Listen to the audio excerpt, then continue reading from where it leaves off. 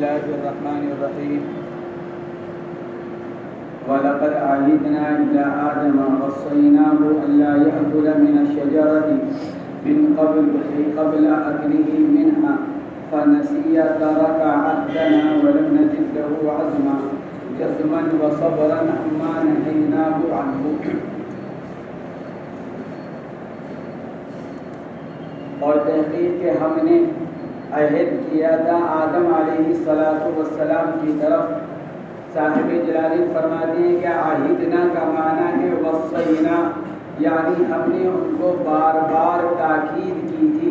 وصیت اس حکم کو کہا جاتا ہے جس کی تاکید کی جائے، وہ بات کے جس کو تاکید کے ساتھ کہا جائے اس کو وصیت کہتے ہیں.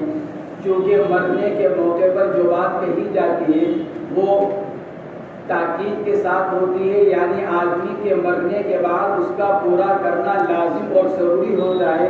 اس لیے مرتے وقت کی بات کو وصیت کہا جاتا ہے. جب آدمی مرتا ہے اور کوئی بات کہہ کر مر جاتا ہے تو چونکہ اس کے کہے ہوئے کو پورا کرنا لازم اور ضروری ہوتا ہے. مثال کے طور پر ایک آدمی مرتے وقت یہ کہہ کر مرے کہ بھائی میرے مال میں سے 10,000 روپے فلاں آدمی کو دے دیے جائیں. اب اگر یہ 10,000 روپے اس کے ترکے کے تہائی کے اندر آتے ہوں تو اس کی اس بات کو پورا کرنا ورثہ کے اوپر شرعاً لازم اور ضروری ہے. اس لیے اس مرتے وقت کی بات کو وصیت کہا جاتا ہے.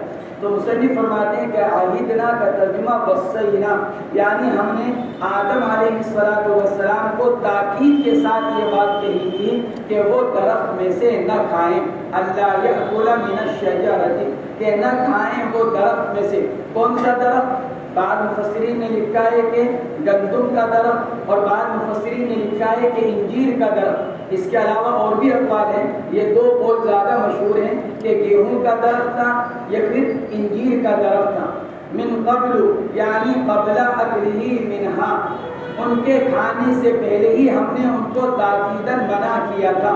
لیکن فنسیا ترک عہدنا، وہ بھول گئے، یعنی انہوں نے ہمارے عہد کو چھوڑ دیا جو ہم نے ان کو تاکیداً بات فرمائی تھی.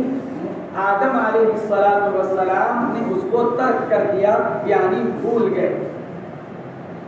فنسیا ترک عہدنا، اور کیوں بھول گئے، کیوں چھوڑ دیا؟ ابلیس لعین کے قسم کھانے کی وجہ سے. وقاسمہما انی لکما لمن الناصحین، یہ قسم کھائی تھی حضرت آدم اور حضرت حوا کے سامنے. ابلیس نے قسمیں کھا کر کہا تھا، تو اس کی قسم سے حضرت آدم علیہ السلام متاثر ہو گئے. اس لیے متاثر ہو گئے کہ یہ دیکھا کہ ابلیس اللہ کی قسم کھا رہا ہے. تو حضرت آدم علیہ السلام ایک صاف طبیعت کے آدمی تھے. انہوں نے یہ سوچا کہ اللہ کی قسم تو جھوٹی نہیں کھائے گا، تو اس کی جھوٹی قسم کے جیسے آدمی انسانی طبیعت ہے، انسانی فطرت ہے کہ اگر اس کے سامنے اللہ کی، اللہ کے رسول کی اگر قسم کھائی جائے تو آدمی طبعاً اور فطرتاً اس کی بات پر اعتبار کر لیتا ہے. حضرت آدم علیہ السلام نے بھی فطرتاً اور طبعاً ابلیس کی قسم پر اعتماد کر لیا، اور ابلیس کی قسم پر اعتماد کر کر اس درخت میں سے کھا لیا. وَلَمْ نَجِدْ لَهُ عَزْمًا أَيْ جَزْمًا، اور نہیں پایا ہم نے ان کے عہد میں پختگی کو. جو انہوں نے ہمارے سے عہد کیا تھا، جس بات کی ہم نے ان کو تاکید کی تھی کہ مت کھانا، انہوں نے اپنے عہد میں ہم نے پختگی کو نہیں پایا. یہ حضرت آدم علیہ السلام سے اللہ تبارک و تعالیٰ نے یہ تاکید فرمائی تھی کہ آدم دیکھو یہ جنت کی نعمتیں، اور یہ جنت جہاں چاہے جاؤ، جو چاہے کھاؤ، بس ایک درخت کے قریب مت جانا، اس درخت سے مت کھانا. یہ آدم علیہ السلام کو تاکید کی گئی. لیکن شیطان نے آ کر قسمیں کھائیں، تاکیداً کہا کہ آپ اس سے کھا لیں. تو آدم علیہ السلام نے حضرت حوا کے ساتھ مل کر اس درخت میں سے کھا لیا. جب کھایا تو اللہ نے ایک تو ان کے اوپر تنبیہ فرمائی. حضرات مفسرین کرام نے لکھا ہے کہ یہاں اللہ نے جو فرمایا فَنَسِيَ وَلَمْ نَجِدْ لَهُ عَزْمًا، اور اسی کے بارے میں اللہ نے آگے فرمایا وَعَصَىٰ آدَمُ آدم ربہ فغوا، نافرمانی کی آدم نے اپنے رب کی اور مشقت میں مبتلا ہو گئے۔ وعصا آدم ربہ فغوا، اور یہاں فرمایا نسیان کہ آدم علیہ السلام کو نسیان ہوا۔ اور لیکن اس نسیان کا کیا مطلب؟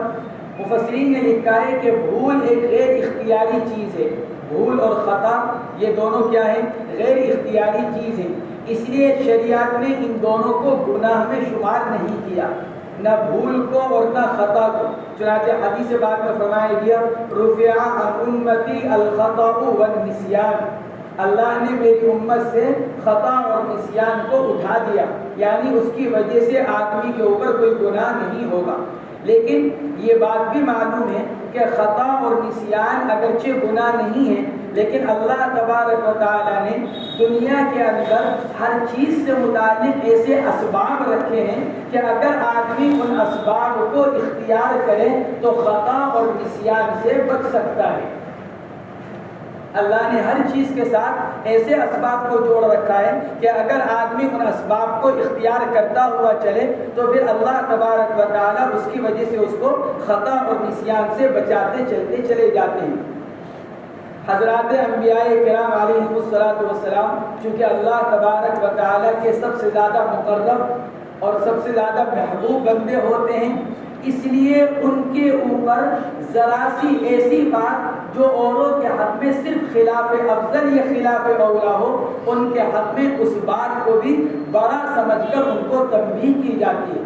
چنانچہ یہ نسیان عام حالات کے اعتبار سے اور عام لوگوں کے اعتبار سے کوئی گناہ نہیں، لیکن چونکہ آدم علیہ السلام اللہ کے مقرب بندے تھے جو ایک عرصے تک اللہ کے قریب جنت میں رہ کر آئے تھے، اس لیے ان کی اس معمولی نسیان پر بھی ان کے ساتھ کیا کیا گیا کہ ان کے ساتھ تنبیہ کا معاملہ کیا گیا۔ چنانچہ اگر کسی سلطنت کا کوئی وزیر ہو اور اس وزیر سے کوئی بات ہو جائے تو وہ قابل تنبیہ ہو جاتی ہے، لیکن اگر وہی بات اگر عوام میں سے کسی سے ہو جائے تو بادشاہ اور امور سلطنت کا مالک اس سے درگزر کر دیتا ہے۔ کہ کیوں؟ اس لیے کہ ایک عام آدمی ہے، اس کا اتنا فرق نہیں پڑتا اس کام کے کرنے سے، لیکن اگر وہی کام اگر وزیر سلطنت کر دے تو اس کی پکڑ ہو جاتی ہے۔ اس لیے حضرت جنید بغدادی رحمۃ اللہ علیہ سے اس لیے نقل کیا گیا، فرمایا کرتے تھے حسنات الابرار سیئات المقربین، کہ جو چیزیں ابرار کے حق میں یعنی نیک لوگوں کے حق میں نیکی شمار ہوتی ہے، وہ مقرب لوگوں کے حق میں وہی بدی اور برائی اور گناہ سمجھی جاتی ہے۔ کہ کیوں؟ بہرحال ان کا درجہ اور مقام کم ہے، انہوں نے کر لیا چلو ان کو کرنے دو، لیکن انہوں نے کیوں کیا؟ چنانچہ آپ نے دیکھا ہوگا کہ بزرگوں کے پاس جو لوگ ان کی خدمت میں رہتے ہیں یا جو ان کے قریبی ہوتے ہیں، وہ بزرگ حضرات دوسروں کی غلطی سے درگزر کرتے ہیں، لیکن وہی غلطی اگر اپنے خاص خادم سے ہو جائے یا خاص تعلق والے سے ہو جائے تو اس غلطی پر اس کے ساتھ مواخذے کا معاملہ کر لیتے ہیں، ذرا سی غلطی پر کہ کیوں؟ کہ ان کے ساتھ جو ان کا تعلق ہے اس تعلق کے تقاضے کے پیش نظر وہ ان کو تبدیل کرتے ہیں تاکہ ان کی اصلاح ہوتی رہے۔ اور یہ چھوٹی موٹی باتیں جو اگرچہ گناہ کے قبیل سے نہیں ہیں لیکن آئندہ ان کو بھی کرنے سے وہ بچیں۔ اسی لیے حضرت فرماتے تھے کہ حسنات الابرار سیئات المقربین۔ تو حضرت آدم علیہ نبی جناب علیہ السلام سے جو نسیان ہوا یہ اگرچہ کوئی گناہ نہیں تھا، لیکن آدم علیہ السلام کی نسبت سے اس کو عصیان سے تعبیر کر دیا گیا۔ وعصا آدم ربہ، اگرچہ نسیان گناہ نہیں ہے لیکن آدم علیہ السلام کے مقام، ان کے عظمت اور ان کے مرتبے کے پیش نظر اللہ نے اس کو عصیان سے تعبیر فرمایا۔ تو فنسی ولم نجد له عزما، آدم علیہ السلام بھول گئے اور نہیں پایا ہم نے ان کے وعدے میں اور عہد میں پختگی۔ عزما ای جزما وصبرا عما نہیناہ عنہ، اور پختگی اس چیز سے یعنی رکنا اس چیز سے جس سے ہم نے ان کو روکا تھا۔ وَذُكُرْ إِذْ قُلْنَا لِلْمَلَائِكَةِ اسْجُدُوا لِآدَمَ فَسَجَدُوا إِلَّا إِبْلِيسَ۔ واقعے کی تفصیل کیا ہے؟ اس واقعے کی تفصیل یہ ہے ابھی جس کو ہم نے اجمالاً بیان کیا وَلَقَدْ عَهِدْنَا إِلَىٰ آدَمَ مِن قَبْلُ وَنَسِيَ فَلَمْ نَجِدْ لَهُ عَزْمًا، فرماتے ہیں کہ اس اجمال کی تفصیل کیا ہے؟ کہ اس اجمال کی تفصیل یہ ہے کہ آپ یاد کیجئے اس وقت کو جس وقت کہ ہم نے کہا تھا تمام فرشتوں سے کہ سجدہ کرو آدم کو، حکم ہوا تھا فرشتوں کو، لیکن فرشتوں کے ذیل میں ان سب کو بھی جو اس وقت وہاں پر موجود تھے، چنانچہ ابلیس بھی اس کے اندر آ گیا۔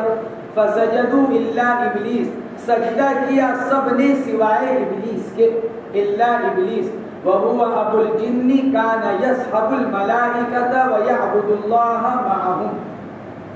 عام طور سے مصنف علیہ الرحمہ الا کا ترجمہ لیکن سے کرتے ہیں، جہاں الا آیا وہاں ترجمے میں کیا لیکن، لیکن یہاں صاحب جلالین نے لیکن کا اضافہ نہیں کیا، کہ کیوں؟ اس لیے کہ یہاں استثناء کے اندر دونوں قول ہیں، استثناء متصل یا استثناء منقطع، چنانچہ دونوں کی طرف اشارہ کرنے کے لیے مصنف نے فرمایا وَهُوَ أَبُو الْجِنِّ، اور وہ ابلیس جناتوں کا باپ۔ تو جب جنات کا باپ ہوا تو فرشتہ نہیں ہوا، جب فرشتہ نہیں ہوا تو استثناء منقطع ہوا۔ لیکن ساتھ ساتھ فرمایا کان یصحب الملائکہ، کس کے ساتھ رہتا تھا؟ فرشتوں کے ساتھ رہتا تھا، گویا کہ خطاب حاضرین کو تھا اور یہ بھی حاضرین میں سے تھا، اس کے باوجود اس نے سجدہ نہیں کیا، اس اعتبار سے استثناء متصل ہوا۔ تو چونکہ اس کے اندر دونوں احتمال ہیں، اس لیے صاحب جلالین نے اللہ کی تفسیر لیکن سے نہیں فرمائی۔ فرماتے ہیں وَهُوَ أَبُو الْجِنِّ كَانَ يَصْحَبُ الْمَلَائِكَةَ، اور وہ ابو الجن، ابلیس ابو الجن جو فرشتوں کے ساتھ رہتا تھا اور ان کے ساتھ مل کر اللہ کی عبادت کیا کرتا تھا۔ کیا کیا؟ ابا عن السجود لآدم قال انا خیر منہ، اس نے انکار کیا سجدہ کرنے سے۔ یہ تاکید ہے، اللہ ابلیس کی تاکید، ابا عن السجود، کہ کیوں؟ اس لیے کہ جب اوپر اللہ نے فرمایا کہ اسجدوا لآدم فسجدوا الا ابلیس، تو الا ابلیس سے خود بخود معلوم ہو گیا کہ ابلیس نے سجدہ کرنے سے انکار کیا، خود بخود اس سے یہ معنی نکل آئے۔ تو اس کی تاکید کے لیے فرمایا ابا عن السجود، کہ اس نے انکار کیا سجدہ کرنے سے۔ یا یہ بھی کہا جا سکتا ہے کہ فسجدوا الا ابلیس کی علت ہے ابا، ابلیس نے سجدہ نہیں کیا، سجدہ نہ کرنے کی وجہ کیا ہوئی؟ اس کا انکار کرنا اور اس کا تکبر کرنا، اس کو علت بھی قرار دیا جا سکتا ہے ابلیس کے سجدہ نہ کرنے۔ ابا عن السجود لآدم، اس نے انکار کیا آدم علیہ السلام کو سجدہ کرنے سے، اور کیا کہا؟ انا خیر من خلقتنی من نار وخلقتہ من طین، میں آدم سے بہتر ہوں، کہ کیوں؟ کیونکہ آپ نے مجھ کو آگ سے پیدا کیا اور آدم کو مٹی سے پیدا کیا، اور آگ کی تاثیر اوپر جانے کی اور مٹی کی تاثیر نیچے جانے کی۔ گویا کہ اس نے اس عنصر کو دیکھا جس عنصر سے بنائے گئے تھے، آدم اور ابلیس جس عنصر سے بنائے گئے تھے اس عنصر پر غور کیا، حالانکہ احمق کو یہ غور کرنا چاہیے تھا کہ بنانے والا کون ہے، تجھے کس نے بنایا اور کس طریقے سے بنایا گیا، اور آدم علیہ السلام کس طرح پیدا کیے گئے۔ چنانچہ اس علت کی طرف اشارہ کرنے کے لیے اور اس بات کی طرف توجہ دلانے کے لیے اللہ تبارک و تعالی نے کیا فرمایا؟ لما خلقت بیدی، تو نے اس کو سجدہ کیوں نہیں کیا جس کو میں نے اپنے ہاتھوں سے بنایا تھا؟ خلقت بیدی، تو اس کو یہ دیکھنا چاہیے تھا کہ اللہ نے مجھ کو امر کن سے پیدا کیا، اپنے کن کے امر سے پیدا کیا، اور آدم علیہ السلام کو اپنے ہاتھوں سے پیدا کیا۔ تو صانع کے عمل کو دیکھنا چاہیے تھا، اللہ تبارک و تعالیٰ کے فعل اور عمل کو دیکھنا چاہیے تھا۔ اس نے اللہ کے فعل کو دیکھنے کے بجائے تخلیق کے عنصر پر غور کیا، اور تخلیق کے عنصر پر غور کر کر یہ تکبر کیا کہ مجھے آگ سے پیدا کیا گیا، اس لیے میں بہتر ہوں آدم کے مقابلے پر۔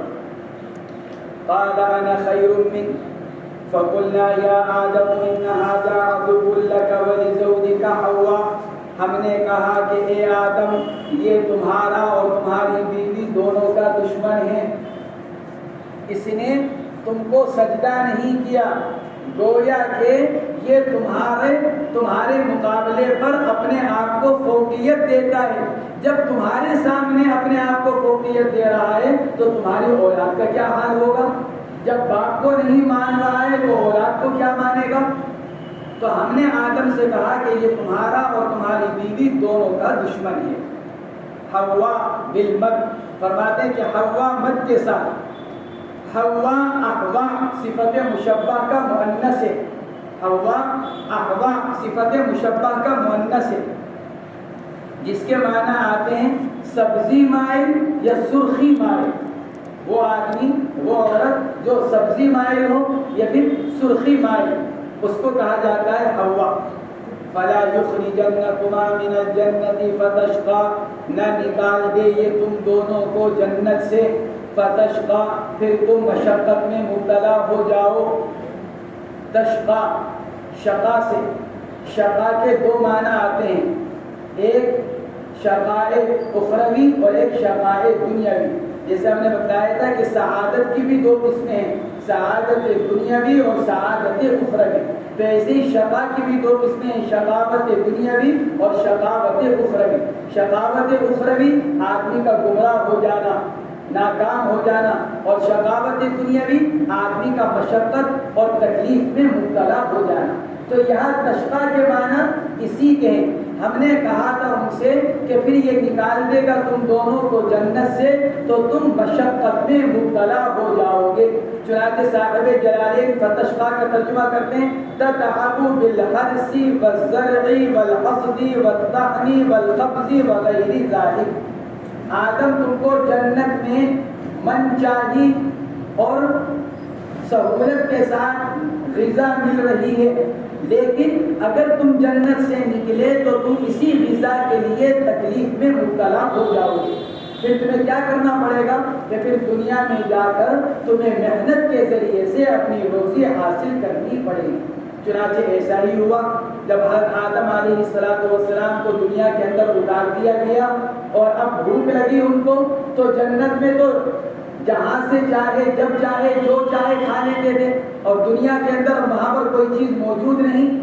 تو اس وقت بعض روایتوں کے اندر آتا ہے, حضرت عبداللہ ابن عباس رضی اللہ تعالیٰ عنہ سے نقل کیا گیا کہ جب حضرت آدم علیہ السلام کو بھوک لگی تو اس وقت حضرت جبرائیل علیہ السلام کچھ دانے لے کر آئے, حضرت آدم علیہ السلام کو دیے کہ لیجیے اب اس کے ذریعے سے آپ اپنی روزی اور اپنے کھانے کا بندوبست کیجیے. چنانچہ اس دانے کو دبایا گیا, پھر اس سے نکلا, پھر اس کو کاٹا, پھر اس کو پیسا, پھر اس کو گوندا, پھر اس سے روٹی بنائی, اور روٹی کھانے کے لیے جب بیٹھے تو بلندی پر بیٹھے ہوئے تھے, روٹی ہاتھ میں سے گر گئی اور گر کر دور تک چلی گئی. حضرت آدم علیہ السلام اس کے پیچھے دوڑ کر گئے اور جا کر روٹی کو اٹھا کر لے کر آئے. اس وقت اللہ تبارک و تعالیٰ نے یہ ارشاد فرمایا تھا کہ آدم جس طرح تم کو اپنی روزی کے لیے کھانے کے لیے مشقت میں مبتلا ہونا پڑا, آئندہ تمہاری اولاد بھی اسی طرح مشقت میں مبتلا ہوگی.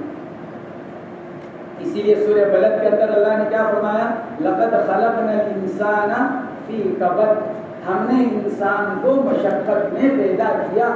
یعنی دنیا ہے ہی مشقت کی جگہ.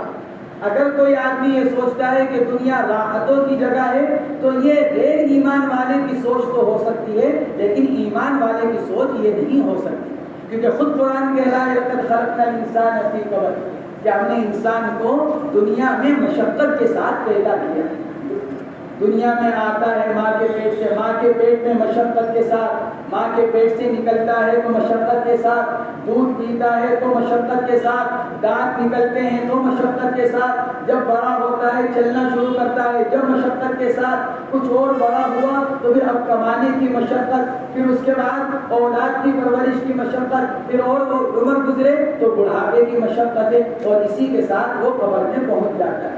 تو انسان پیدا ہی کیا گیا مشقت کے ساتھ, لہذا دنیا کو راحتوں کی اور آسائشوں کی اور آرام کی جگہ نہیں سمجھنا چاہیے, اور آنے والی تکلیفوں کو اور آنے والے مسائل کو ہر ایمان والے کو انتہائی ہمت کے ساتھ اور تحمل کے ساتھ برداشت کرنا چاہیے, یہ سوچ کر کہ دنیا ہے ہی دار المشقت. یہ نہیں کہ آنے والے مسائل اور آنے والی مشکلات سے آدمی بے حوصلہ ہو جائے اور بے حوصلہ ہو کر بیٹھ جائے، کہ نہیں، آنے والے مسائل کا سامنا کرے، ہمت رکھے۔ اللہ تبارک و تعالی حالات کو درست فرما دیتے ہیں۔ تتابع بالحرث والزرع، کہ آپ تھکیں گے کھیتی، بالحرث کھیتی کرنا، زرع کھیتی کاٹنا، اس کو گاہنا، اس کو پیسنا، پھر اس کی روٹی بنانا، اور اس کے علاوہ اور بہت سارے کام۔ واقتصر على شقاه لأن الرجل يسعى على زوجته، سوال پیدا ہوتا ہے، اللہ تبارک و تعالی نے اوپر فرمایا تھا ان ھذا عدو لک ولزوجک، حضرت آدم کے ساتھ حضرت حوا کا ذکر، پھر آگے فرمایا فلا یخرجنکما من الجنہ، یہاں پر بھی تثنیہ کا صیغہ کہ نہ نکال دے تم دونوں کو جنت سے، لیکن آگے جو فرمایا فتشقى تو مفرد کا صیغہ جس میں خطاب صرف حضرت آدم علیہ السلام کو، حالانکہ حضرت حوا بھی تو موجود ہے، فتشقیان کہنا چاہیے تھا، فلا یخرجنکما من الجنۃ فتشقیان، تسنیہ کا صیغہ استعمال ہونا چاہیے تھا۔ مصنف اس کا جواب دے رہے ہیں، اللہ نے صرف حضرت آدم کو کیوں فرمایا فتشقى، کہ آدم تم مشقت میں مبتلا ہو جاؤ گے۔ صاحب جلالین فرماتے ہیں یہ اشارہ کرنے کے لیے کہ دنیا میں کمانے کی مشقت مرد کے ذمے ہے، عورت کے ذمے کمانا نہیں ہے۔ اللہ نے اشارہ کر دیا فتشقى کہ کمانے کی ساری تکلیف کون اٹھائے گا، کہ کمانے کی تکلیف مرد اٹھائے گا، عورت گھر میں رہ کر اس اپنے گھر کی ضرورتوں کو پورا کرے گی۔ اللہ تبارک و تعالی نے عورت کے اوپر بار نہیں ڈالا۔ آج کا ترقی یافتہ طبقہ یہ کہتا ہے کہ نہیں، عورت مرد کے برابر، جس طرح مرد کماتا ہے عورت بھی کمائے گی، یعنی گویا کہ اس کو بے عزت کیا، حالانکہ عزت کیا ہے کہ اس کو بٹھا کر کھلایا جائے۔ آپ کے گھر میں کوئی مہمان آ جائے اور آپ اس سے یوں کہیں کہ ٹھیک ہے ہم آپ کو کھانا کھلائیں گے، ذرا وہاں جائیں، ذرا ہانڈی لے کر آئے، ذرا وہاں جائیں دسترخوان اٹھا کر لے کر آئے، پلیٹیں لے کر آئے، تو اس میں مہمان کی عزت کے بے عزتی، آدمی کی بے عزتی ہے۔ عزت کیا ہے؟ وہ آیا ہے کہ آپ تشریف رکھیں، اب دسترخوان بچھایا جا رہا ہے، کھانا لایا جا رہا ہے، لانے لے جانے کی تکلیف اٹھائی جا رہی ہے، اور پھر اس کو بٹھا کر اس کو کھلایا جائے۔ اللہ نے شریعت اسلامیہ نے عورت کو عزت دی، مقام دیا، مرتبہ دیا، لیکن آج کا ترقی یافتہ مرد عورت کی عزت نہیں چاہتا۔ عنوان تو کیا ہے؟ مرد اور عورت کی برابری، مساوات، مرد اور عورت دونوں برابر ہیں، لیکن اس کے پیچھے مردوں کی جو اپنی ذہنیت ہے وہ کیا؟ عورت کو گھر سے باہر نکالو تاکہ جس عورت کو صرف اس کے گھر کے مرد دیکھ پاتے ہیں اس کو پوری دنیا دیکھے۔ ہم کیوں دیکھنے سے محروم ہیں عورت کے؟ یہ اس گھر کی عورت گھر کے اندر ہے، ہم کیوں محروم ہیں اس کے دیکھنے سے؟ ہمیں بھی اس کو دیکھنا چاہیے۔ اب دیکھنے کے لیے کیا طریقہ اختیار کیا جائے؟ ہم اگر جا کر کے ہم آپ کی بیوی کو دیکھنا چاہتے ہیں تو جوتے پڑیں گے، لیکن اگر جا کر عورت کو یہ سمجھایا جائے تمہیں گھر میں ایک کر رکھا ہوا ہے، تم باہر نکلا کرو، تاکہ جس طرح اور لوگ باہر نکلتے ہیں تم بھی باہر نکلو، تمہارا حق ہے باہر نکلنا۔ اب عورت جب خود سے باہر نکلے گی ہم دیکھ کر اپنی آنکھوں کو ٹھنڈی کریں گے۔ یہ ہے یہود و نصارہ کی چانس کہ عورت کو گھر سے باہر نکالا جائے، تاکہ عورت جو گھر میں رہنے کی جو چیز تھی، جس کو صرف اس کے گھر کے مرد، باپ، بیٹا، شوہر، بھائی، جو صرف ان کے دیکھنے تک منحصر تھی، اس کو پوری دنیا دیکھے، آفس میں لے جا کر بٹھا دیا تاکہ ہر آنے جانے والے کی، کام کرنے والوں کی حوث کی نگاہ اس کے اوپر پڑتی رہے، اور ہوٹل میں لے جا کر بٹھا دیا، جہاز میں بٹھا دیا، ایئر ہوسٹس بنا کر، اور ایسی دوسری جگہ پر لے جا کر بٹھا دیا اور عنوان کیا مرد اور عورت کے درمیان میں برابری۔ لیکن مقصد کیا ہے؟ اسلام نے عورت کو جو عزت بخشی ہے وہ عزت عورت سے چھین لی جائے۔ تو قرآن پاک کہہ رہا ہے فتشقى، کمانے کا حق، کمانے کی محنت، کمانے کی مشقت، کمانے کی تکلیف کس کے اوپر؟ مرد کے اوپر۔ عورت گھر کی رانی ہے، خادمہ نہیں، یہ کہا جاتا ہے کہ عورت کو گھر کی ملازمہ بنا دیا، گھر سے نکلنے نہیں دیتے، کہ نہیں، ملازمہ کے ذمے تو کام ہوتے ہیں، اندر کے بھی اور باہر کی بھی۔ ہاں، رانی کیا ہوتی ہے کہ رانی کا یہ ہوتا ہے کہ وہ تخت پر بیٹھی رہے اور تخت پر بیٹھی بیٹھی حکم چلائے۔ اس لیے شریعت نے مرد کے ذمے کیا رکھا، اگر ایک ملازم کی استطاعت ہے تو ایک ملازم رکھو، اور اگر دو کی ہے تو دو رکھو، تاکہ گھر کے اندر موجود عورت کو آرام مل سکے۔ تو اسلام نے تو عورت کو عزت بھی دی اور مقام بھی دیا، لیکن یہود و نصارہ اور ترقی یافتہ مسلمانوں کا طبقہ جو ترقی کو چاہتا ہے، لیکن ترقی کیسی؟ اسلام کے خلاف، اسلامی تعلیمات کے خلاف، اللہ اور اللہ کے رسول کے احکامات کے خلاف، اس نے مساوات کا نعرہ لگا کر بیچاری عورت کو گھر سے باہر نکال دیا۔ اب گھر سے باہر نکلنے کے بعد کیا ہوا؟ زنا بڑھا، عورت کے ساتھ زیادتی بڑھی، عورت کی تکلیفوں میں اضافہ ہوا، اور مان تو مساوات کا، لیکن عورت کے اوپر تکلیف، عورت کے اوپر مسائل، حالانکہ عورت فطرتاً مرد کے مقابلے میں کمزور ہے، فطرتاً عورت مرد کے مقابلے پر کمزور ہے۔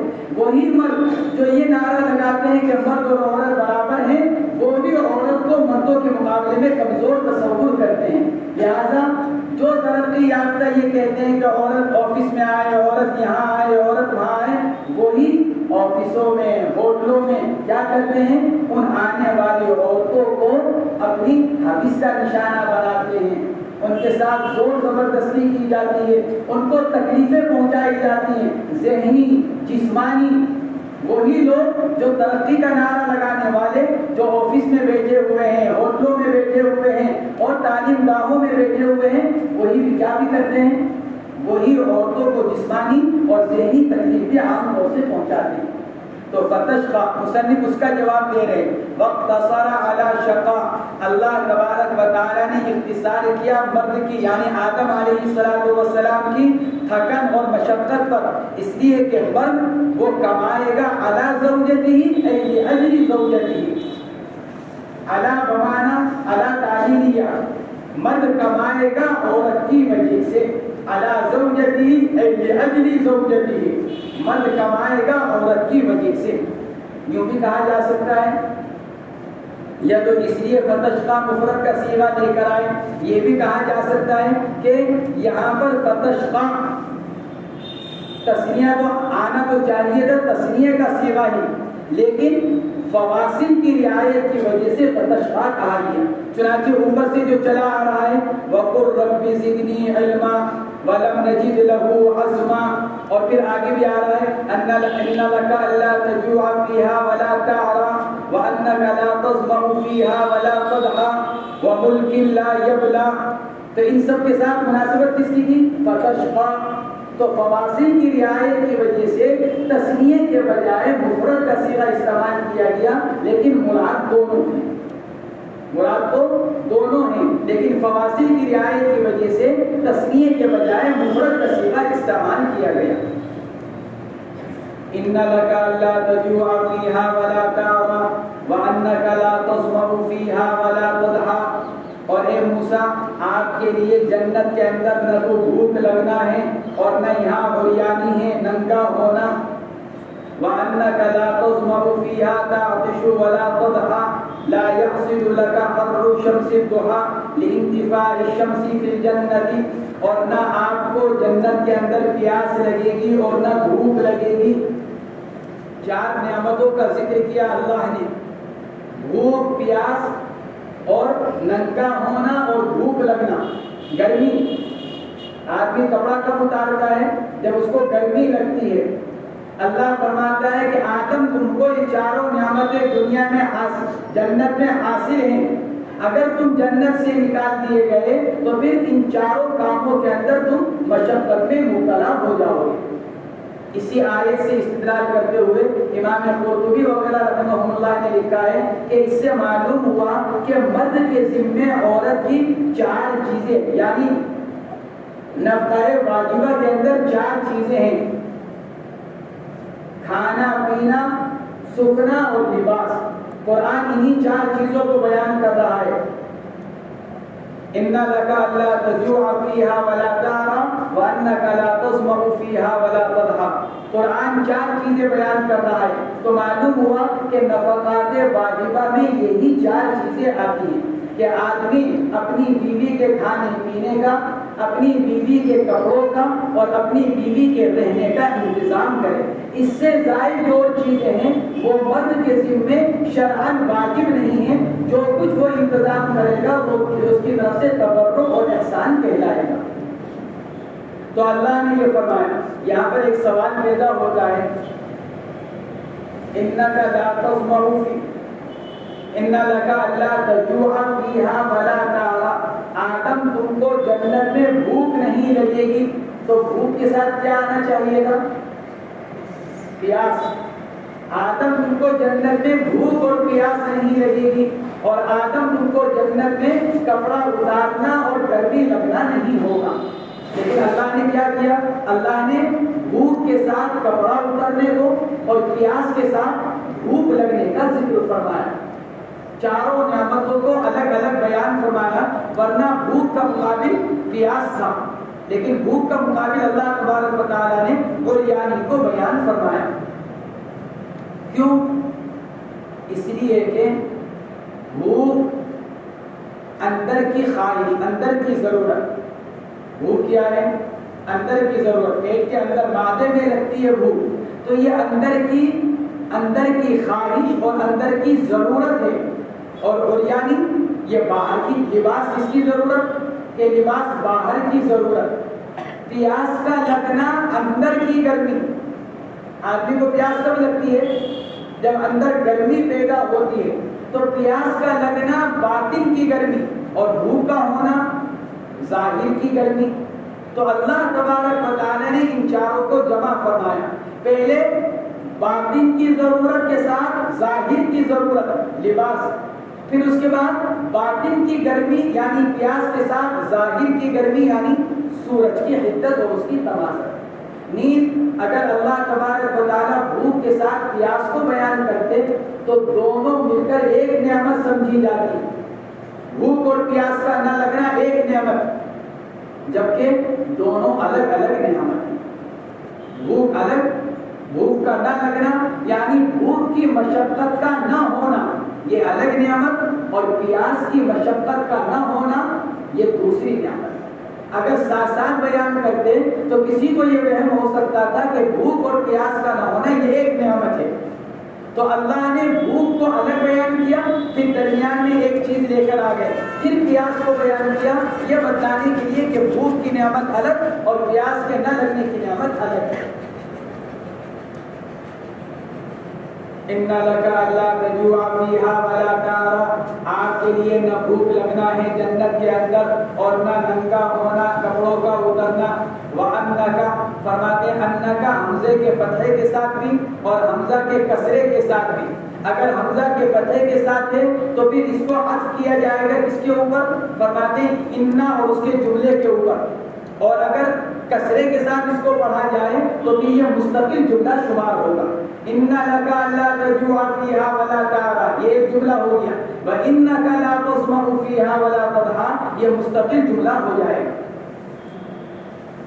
لا تظمأ فیہا اعتاقش یعنی نہ آپ کو اس کے اندر پیاس لگے گی، ولا تضحا اور نہ آپ کو اس کے اندر بھوک لگے گی، یعنی آپ کو سورج کی گرمی کا احساس نہیں ہوگا. کیوں؟ جنت میں سورج کے نہ ہونے کی وجہ سے. لانتفاء الشمس فی الجنت جنت میں سورج کے نہ ہونے کی وجہ سے. چنانچہ احادیث شریفہ کے اندر فرمایا گیا لیس هناک لیل انما هو ضوء و نور کہ جنت کے اندر رات اور دن نہیں ہوگا. ہم نے بتلایا تھا وَلَهُمْ رِزْقُهُمْ فِيهَا بُكْرَةً وَعَشِيًّا کے تحت کہ جنت کے اندر رات اور دن نہیں، بلکہ وہاں رات کا پتہ کیسے چلے گا؟ دروازوں کے بند کر دیے جانے سے، پردوں کے لٹکا دیے جانے سے. اور دن کا پتہ کیسے چلے گا؟ کہ دروازے کھول دیے جائیں گے، پردے ہٹا دیے جائیں گے. گویا کہ صبح کا وقت ہو گیا، پردے لٹکا دیے گئے، دروازے بند کر دیے گئے، گویا کہ رات کا وقت ہو گیا. وہاں تو ایسا سہانا اور معتدل معتدل موسم ہوگا کہ نہ آدمی کو گرمی کا احساس ہوگا نہ سردی کا احساس ہوگا. جیسے دنیا کے اندر بھی بعض اوقات اور بعض ایام ایسے آتے ہیں کہ آدمی کو موسم انتہائی خوشگوار محسوس ہوتا ہے, نہ گرمی نہ سردی, ایک درمیانہ معتدل موسم اور آدمی خوشگواریت محسوس کرتا ہے. تو جنت میں اس سے کہیں بڑھ کر معتدل موسم ہوگا جس میں آدمی کو نہ گرمی کا احساس ہوگا نہ سردی آدمی کو پریشان کرے گی. فوسوس الیہ الشیطان قال یا آدم, سوال یہ پیدا ہوتا ہے کھانے پینے کی لذت آدمی کو کب ملتی ہے؟ جب بھوک اور پیاس ہو. بہترین قسم کی بریانی ہے لیکن بھوک نہیں لگ رہی ہے تو کیا مزہ آئے گا آدمی کو کھانے میں؟ شاندار بہترین ٹھنڈا مشروب ہے لیکن پیاس نہیں لگ رہی ہے تو کیا مزہ آئے گا پینے میں؟ ہاں, آدمی کو پیاس لگتی ہوئی ہو پھر پیے گا تو مزہ آئے گا, بھوک لگ رہی ہو پھر کھائے گا تو مزہ آئے گا. چاہے دال روٹی کھائے لیکن مزے کے ساتھ کھائے گا, اور بھوک نہیں ہے تو بریانی بھی بے دلی کے ساتھ کھائے گا. سوال یہ پیدا ہوتا ہے جب جنت میں نہ بھوک ہے نہ پیاس تو کیا مزہ آئے گا کہ جنت کی نعمتوں کے استعمال میں؟ حضرات مفسرین نے لکھا ہے مطلب یہ نہیں ہے کہ نفس بھوک اور نفس پیاس نہیں ہوگی, مطلب یہ ہے کہ بھوک پیاس تو آدمی کو لگے گی لیکن بھوک پیاس کی جو تکلیف اور مشقت, بھوک لگ رہی ہے کھانے کو کوئی چیز نہیں ہے دنیا میں, بعض اوقات ہمیں بھوک لگ رہی ہے کھانے کو کوئی چیز نہیں ہے, کھانے کو جو چیز موجود ہے اسباب مہیا نہیں ہے, اسباب بھی مہیا ہے لیکن تاخیر ہو رہی ہے, آدمی کو تکلیف اٹھانی پڑتی ہے. یہ مطلب ہے بھوک اور پیاس تو ہوگی لیکن اس بھوک اور پیاس کی وجہ سے آدمی تکلیف اور مشقت میں مبتلا نہیں ہوگا. جہاں بھوک لگی اور کسی چیز کا کھانے کو جی چاہا فوراً وہ چیز آ جائے گی, گویا کہ بھوک برداشت نہیں کرنی پڑے گی اور چیز کے آنے میں, غذا کے آنے کی جو تاخیر کی تکلیف ہے اور مشقت ہے وہ برداشت نہیں کرنی پڑے گی, ورنہ بھوک اور پیاس تو ہے. اللہ تبارک و تعالیٰ نے تاثیر رکھی ہے جنت کی نعمتوں کے اندر کہ دنیا کے اندر تو کیا ہے کہ آدمی کا پیٹ بھر جاتا ہے لیکن بعض اوقات جی نہیں بھرتا, کھاتا رہتا ہے. تو آخرت کی چیزیں بھی ایسی ہیں کہ آدمی کی ان کی طرف خواہش برقرار رہے گی اور ایسی نعمتیں ہوں گی کہ آدمی ایک مرتبہ کھانے کے باوجود بار بار ان کو کھانے کا اس کو دل چاہے گا, اندر سے طبیعت چاہے گی چیز کے کھانے سے, اور جیسے ہی اندر سے طبیعت چاہے گی اللہ کی طرف سے فوراً اس چیز کو حاصل کر دیا جائے گا. فوسوس الیہ الشیطان قال یا آدم هل ادلک علی شجرۃ الخلد ای التي یخلد من یأکل منها, پس وسوسہ ڈالا آدم علیہ السلام کی طرف شیطان نے, یعنی شیطان نے اپنا وسوسہ آدم تک پہنچایا. کیا کہا؟ یہ اس وسوسے کا بیان. صورت وسوسہ کیا ہوئی؟ قال یا آدم, فوسوس الیہ الشیطان قال یا آدم. تو گویا کہ یہ صورت وسوسہ ہے. شیطان نے کہا اے آدم کیا رہنمائی کروں میں تمہاری ہمیشہ رہنے والے درخت پر, علی شجرۃ الخلد. آدم کیا میں تمہاری رہنمائی کروں ہمیشہ رہنے والے درخت پر؟ کیا مطلب؟ یعنی ایسے درخت پر کہ جو آدمی اس سے کھا لے گا وہ ہمیشہ ہمیں جنت میں رہے گا. یہ مطلب کہ کیوں؟ اس لیے کہ جب وہ درخت ہمیشہ رہنے والا ہے تو اس کی غذا کے اندر اور پھل کے اندر یہ تاثیر رکھی گئی ہے کہ جو اس کو کھائے گا وہ بھی ہمیشہ باقی رہے گا. اے الذی یخلد من یأکل منها, یعنی وہ درخت کہ جو اس سے کھائے گا وہ بھی ہمیشہ باقی رہے گا. وَمُلْكٍ لَا يَبْلَى, اور ایسی بادشاہت کی طرف کہ جس کو کبھی فنا نہیں, جس پر کبھی فنا نہیں آئے گا, جو کبھی ختم نہیں ہوگی. ایسی بادشاہت کہ جو کبھی ختم نہیں ہوگا, کبھی کمزور نہیں ہوگی. بادشاہت سلطنت کبھی کمزور نہیں ہوگی, ختم نہیں ہوگی. لا یفنا فرماتے وہو لازم الخلود, اور جب ختم نہیں ہوگا تو ختم نہ ہونے کا کیا مطلب نکلے گا؟ ہمیشہ باقی رہنا. اس لیے فرماتے ہیں لا یفنا وہو لازم الخلود, کہ اس کے معنی کیا ہے کہ لا یفنا کا مطلب یہ نکلے گا کہ وہ چیز ہمیشہ میں اس کا لزوم کیا ہے کہ ہمیشہ ہمیشہ وہ چیز باقی رہی. فَأَكَلَا آدَمُ وَحَوَّاءُ مِنْهَا فَبَدَتْ لَهُمَا سَوْآتُهُمَا. یہاں تو قرآن میں اتنا ہی بیان کیا گیا فَوَسْوَسَ إِلَيْهِ الشَّيْطَانُ قَالَ يَا آدَمُ هَلْ أَدُلُّكَ عَلَى شَجَرَةِ الْخُلْدِ وَمُلْكٍ لَا يَبْلَىٰ. لیکن قرآن میں ہی دوسری جگہ شیطان کے ابلیس کے بہت سے جملے نقل کیے گئے جیسے قسمیں کھائیں وَقَاسَمَهُمَا إِنِّي لَكُمَا لَمِنَ النَّاصِحِينَ تاکید کے ساتھ فَدَلَّاهُمَا بِغُرُورٍ. تو ایسے ہی بہت سے اس کے جملے نقل کیے گئے.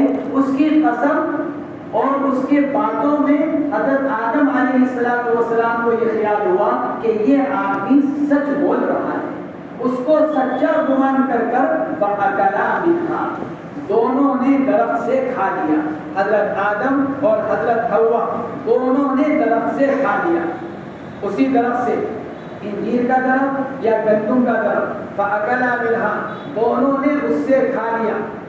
سوال یہ پیدا ہوتا ہے یہاں پر وہی سوال پیدا ہوتا ہے کہ جب اللہ تبارک و تعالیٰ کی طرف سے حضرت آدم علیہ السلام کو صراحتاً منع کر دیا گیا تھا کہ آدم اس درخت کے قریب بھی مت جانا لا تقربا هذه الشجرة فتكونا من الظالمين. آدم اس درخت کے قریب بھی مت جانا. جب اتنی تاکید کے ساتھ صراحتاً سیدنا حضرت آدم علیہ السلام کو منع کر دیا گیا تھا پھر آدم ابلیس کی باتوں میں کیسے آ گئے؟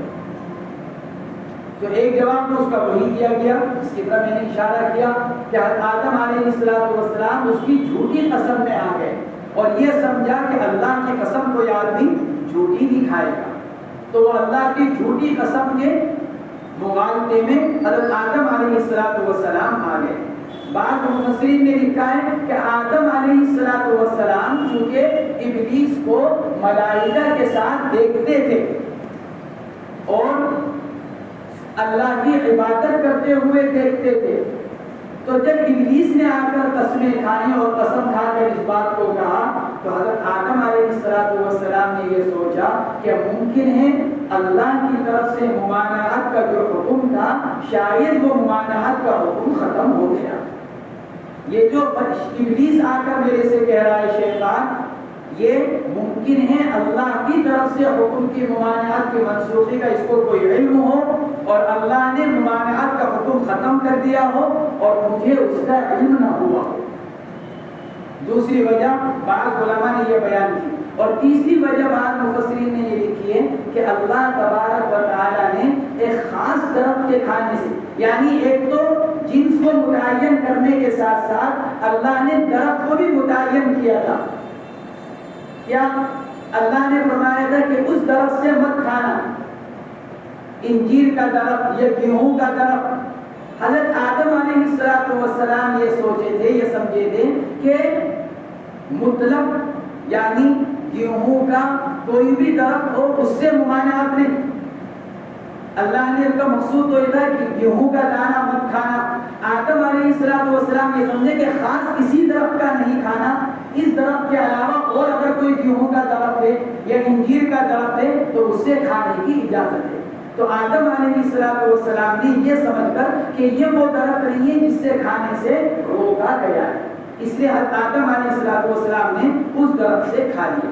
فَأَكَلَا مِنْهَا کھا لیا آدم علیہ السلام آدم اور حوا علیہ السلام نے اس درخت سے فَبَدَتْ لَهُمَا سَوْآتُهُمَا تو ظاہر ہو گئی ان دونوں کے سطر. فَبَدَتْ لَهُمَا سَوْآتُهُمَا ان دونوں کی شرمگاہیں ظاہر ہو گئی کھل گئی. جیسے ہی انہوں نے درخت سے کھایا تو درخت جنت کا جو لباس دونوں کے جسم پر تھا وہ جسم سے لباس خود بخود اتر گیا. فرماتے ہیں ظاہر لکل منہما قبولہ وقبول الآخر ودبورہ وسمی کل منہما سوءا لأن انکشافہ یسوء صاحبہ. فرماتے ہیں یعنی ان میں سے ہر ایک کی قبول اور دوسرے کی قبول اور دونوں کی قبول ظاہر ہو گئی. یعنی سطر کا جو حصہ تھا ناک سے لے کر گھٹنے تک جو سطر کا حصہ تھا یہ سطر کا حصہ دونوں کا کھل گیا اور دونوں ایک دوسرے کے سطر کو دیکھنے لگے. فرماتے ہیں اے ظاہر لکل منہما قبولہ وقبول الآخر ودبرہ ودبر الآخر، یعنی ہر ایک کی ایک دوسرے کے سامنے قبول اور دبر کھل گئی اور نظر پڑنے لگی۔ فرماتے ہیں سوء کے معنی برائی، فرماتے ہیں کہ سطر کو سوء سے کیوں تعبیر کیا گیا؟ اس لیے کہ اس کا کھل جانا آدمی کو برا لگتا ہے، سطر کے کھل جانے کو، سطر کے ظاہر ہو جانے کو آدمی اچھا نہیں سمجھتا، بشرطے کے سلیم التباہ ہو، ورنہ تو سطر کے کھولنے کو ہی فیشن سمجھا جانے لگا ہے کہ رانوں کے کھولنے کو، گھٹنے کے کھولنے کو اور دبر کے اور قبول کے کھولنے کو، اسی کو فیشن اور کیا سمجھا جانے لگا کہ آزادی فکر سمجھا جانے لگا۔ حالانکہ یہ کیا ہے؟ ایک سلیم الطبع آدمی کے لیے کہنی چیز ہے، شرمندگی کی اور رنجیدگی اور افسوس کی چیز ہے۔ اس لیے فرماتے ہیں وَسُمِّيَ كُلُّ مِنْهُمَا سَوْءَةٌ لِأَنَّ انْكِشَافَهُ يَسُوءُ أَيْ يَحْزُنُهُ، اس کو رنجیدہ کر دیتا ہے، شرمگاہ کا کھلنا آدمی کو رنجیدہ کر دیتا ہے۔ وَطَفِقَا يَخْصِفَانِ أَخَذَا يَلْزِقَانِ عَلَيْهِمَا مِنْ وَرَقِ الْجَنَّةِ، دونوں چپکانے لگے، جیسے ہی جسم کھلا، لباس اترا جنت کا، سطر کھلا، ایک دم جو قریب میں جو درخت تھا فوراً اس کے پتوں کو توڑا اور پتوں کو ایک دوسرے کے اوپر چپکانے لگے۔ اخذا یلزقان، ایک پتا رہ کر اس کے اوپر دوسرا پتا، پھر تیسرا، پھر چوتھا، تاکہ سطر کیا ہو جائے؟ تاکہ سطر چھپ جائے۔ اخذا یلزقان، ایک دوسرے کے ساتھ پتے چپکانے لگے، یعنی ایک پتے کے ساتھ دوسرا پتا، دوسرے کے ساتھ تیسرا پتا۔ کون سے درخت کے؟ مفسرین نے لکھا ہے انجیر کا درخت۔ من ورق الجنہ، جنت کے پتوں میں سے پتے چپکانے لگے، تو کون سے درخت کے تھے؟ مفسرین نے لکھا ہے کہ انجیر کے درخت کے پتے۔ لیستتر بہ، کہ کیوں؟ تاکہ ان پتوں کے ذریعے سے پردہ پوشی کر سکیں۔ لیستتر بہ، ایک بورق الجنہ، تاکہ پردہ پوشی کر سکیں، سطر چھپا سکیں ان پتوں کے ذریعے سے۔ وَعَصَىٰ آدَمُ رَبَّهُ فَغَوَىٰ، عصا کا مطلب تو بیان کیا جا چکا کہ نسیان کو ہی حضرت آدم علیہ السلام کے مقام کی رعایت کی وجہ سے اور ان کے مقام کے اور مرتبے کی وجہ سے نسیان کو عصیان سے تعبیر کر دیا گیا۔ وَعَصَىٰ آدَمُ رَبَّهُ، کہ اور نافرمانی ہو گئی آدم سے اپنے رب کے حکم کی، تو عصیان، اسی نسیان کو عصیان سے تعبیر کر دیا گیا۔ البتہ آگے فرمایا وَغَوَىٰ، غوا کے دو معنی آتے ہیں۔ غوا کے ایک معنی تو آتے ہیں گمراہ ہو جانا، غافل ہو جانا، اللہ کی ذات سے غفلت، اللہ کے احکامات سے گمراہی، ایک معنی تو یہ معنی تو نبی کے حق میں مراد نہیں ہو سکتے، اس لیے غوا کا دوسرا ترجمہ ہے زندگی کا تلخ ہو جانا اور عیش کا ختم ہو جانا، عیش اور آرام کا ختم ہو کر زندگی کا مشکل بن جانا۔ یہاں پر غوا کے یہی معنی مراد لیے گئے۔ فَغَوَىٰ بِالْأَكْلِ مِنَ الشَّجَرَةِ، آدم علیہ السلام مشقت میں مبتلا ہو گئے، زندگی تلخ ہو گئی آدم علیہ السلام کی درخت سے کھانے کی وجہ سے، یعنی اب تک جو کچھ ان کو عیش اور آرام حاصل تھا جنت کے اندر، وہ عیش اور آرام ختم ہو گیا، اور اب پہننے کی، کھانے کی، رہنے سہنے کی جو مشقت آدمی پر آتی ہے، وہ مشقتیں حضرت آدم علیہ السلام کے اوپر آ گئی۔ امام قرطبی وغیرہ نے لکھا ہے کہ یہاں پر اس آیت شریفہ میں غوا کے یہی معنی مراد ہے کہ زندگی کا تلخ اور مشکل ہو جانا اور عیش اور آرام کا ختم ہو جانا۔